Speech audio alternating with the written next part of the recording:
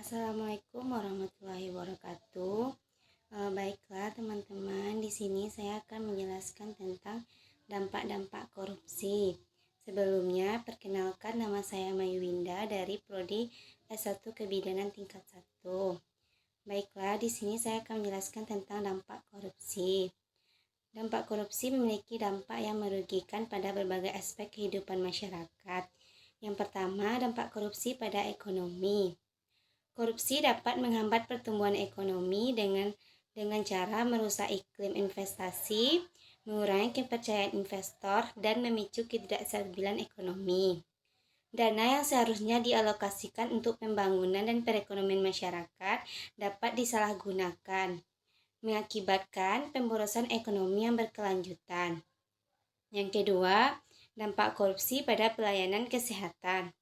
Korupsi dalam sektor kesehatan dapat menyebabkan penyalahgunaan kesehatan, pengurangan kualitas kesehatan, dan akses yang tidak merata terhadap layanan kesehatan yang berkualitas. Hal ini dapat mengancam kesehatan masyarakat dan menurunkan standar pelayanan kesehatan.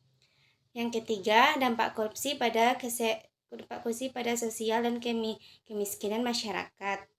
Korupsi dapat memperburuk kesenjangan sosial dan ekonomi antara masyarakat. Dana yang seharusnya digunakan untuk program-program penanggulangan kemiskinan dapat disalahgunakan mengakibatkan ketimpangan sosial dan kemiskinan yang ada dalam masyarakat.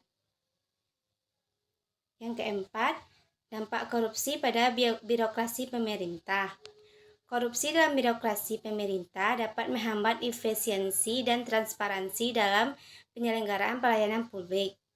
Praktik korupsi seperti suap dan nepotisme dapat merusak integritas birokrasi dan menghambat kinerja instansi pemerintah.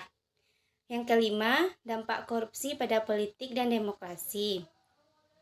Korupsi dapat mengancam prinsip demokrasi dan mengurangi kepercayaan masyarakat terhadap lembaga politik. Praktik korupsi seperti politik uang dan suap dalam pemilihan umum dapat merusak integritas demokrasi dan mengurangi partisipasi politik masyarakat. Yang keenam, dampak korupsi pada penegakan hukum. Korupsi dapat melemahkan sistem peradilan dan penegakan hukum dengan cara merusak independensi lembaga penegak hukum, menghalangi proses hukum dan merugikan keadilan. Hal ini dapat mengakibatkan impunitas bagi pelaku korupsi dan merusak kepercayaan masyarakat terhadap sistem hukum. Yang ketujuh, dampak korupsi pertahanan dan keamanan, melemahkan kesiapan pertahanan negara. Korupsi dalam pembelian persenjataan dan peralatan militer dapat mengakibatkan pengadaan yang tidak efisien dan tidak sesuai standar. Hal ini dapat menyebabkan lemahnya kesiapan pertahanan negara dalam menghadapi ancaman keamanan. Yang kedelapan, dampak korupsi pada pelestarian lingkungan. Korupsi dapat merusak lingkungan hidup dengan cara memungkinkan eksploitasi sumber daya alam secara tidak berkelanjutan, melanggar regulasi lingkungan dan merusak ekosistem.